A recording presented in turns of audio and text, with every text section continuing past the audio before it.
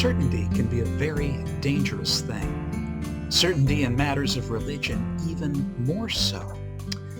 And perhaps we can find no greater example than in our New Testament in the 9th chapter of the book of Acts.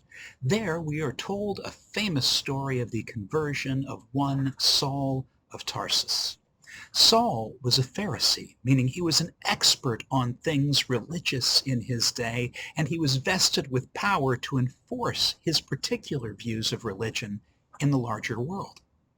Saul of Tarsus was no fan of the early Christian church and its movement that he saw as heretical and opposed to the express will of God because it abandoned ideas of holiness and exclusivity that he held near and dear. Saul simply could not entertain the idea that God's mercy was wider and vaster than he had conceived.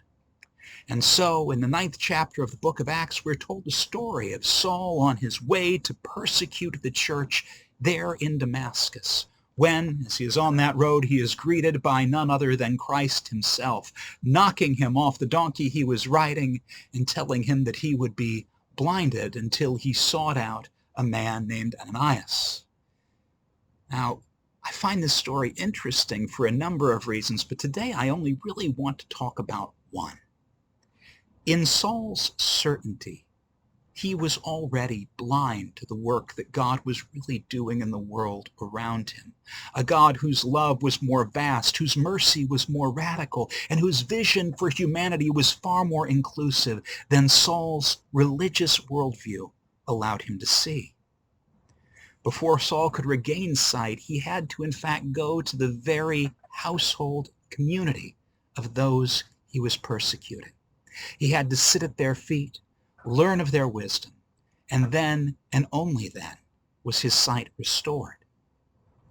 I also find it interesting that this experience, which had to be humbling, came shortly before Saul chose for himself a new name, as he carried on this message and mission of the vastness of God's mercy to all sorts of people who he never thought were included in God's vision for the world before. Saul, of course, became the renowned Apostle Paul, author of the vast majority of the texts of the New Testament. And that name, Paul, something he and I share, means small, least, or humble.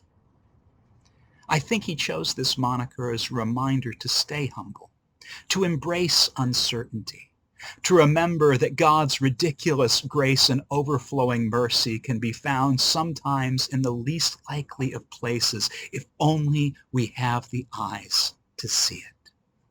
It's my prayer for you this week that you would be convinced of perhaps a little bit less in terms of religious conviction, and that you would rely a little more on humility and trust in God's overflowing grace and ridiculous generosity extended to those you encounter, particularly those who may not see the world quite the same way you do.